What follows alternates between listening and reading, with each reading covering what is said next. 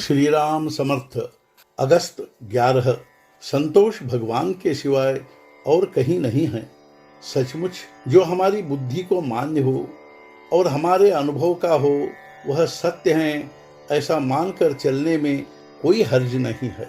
उसमें बाधाएं आने पर हमें उसकी परवाह नहीं करनी चाहिए, किंतु उस सत्य का अनुभव हमें हो, इसलिए पहले हमारी बुद्धि स्थिर होनी चाहिए। इन दिनों संसार में बुद्धिभेद बहुत हो गया है और इसलिए इस समय मनुष्य की बुद्धि स्थिर रहना बहुत कठिन हो गया है। अत्यंत सदाचार से बर्ताव करने वाले मनुष्य की भी बुद्धि कब बदल जाए कहा नहीं जा सकता। मैं ऐसा नहीं कहता कि केवल शास्त्र कहता है इसलिए कोई भी विशिष्ट बात सत्य है ऐसा मानो। यह भी मैं नहीं कहता कि मैं कहता हूँ वही सत्य है ऐसा मानो।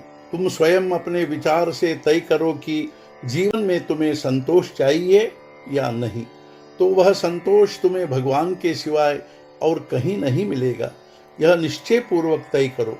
एक बार तुम्हारा निश्चय दृढ़ हो जाए तो उसमें कोई भी बाधा निर्माण नहीं कर पाएगा। लेकिन निश्चय दृढ़ हो, इस निश्चय का बल कितना विलक्षण होता है मैं तुम्हें बताऊं।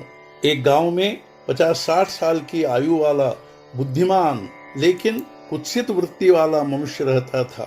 टेढ़े मेढ़े सवाल पूछकर मजाक उड़ाने में वह बहुत चालाक था। एक बार एक साधु प्रवचन में तल्लीन हो गया था।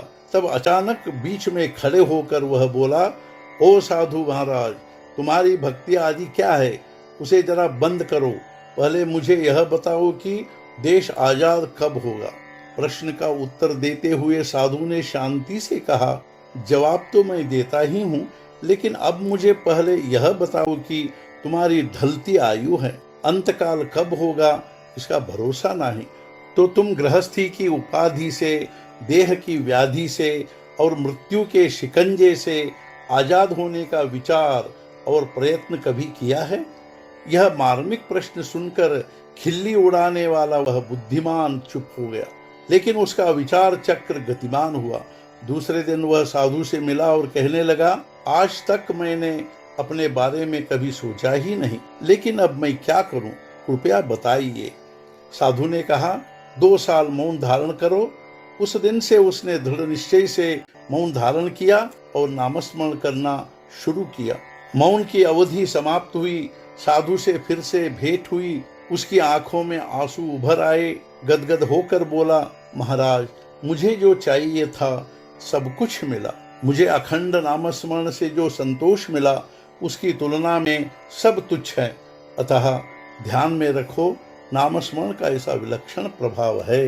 आज का मुख्य विचार, चित्त नाम में रखो, उसे ही सत्य मानो, यह निश्चय दृढ़ करो, मन भ्रांति रहित होगा।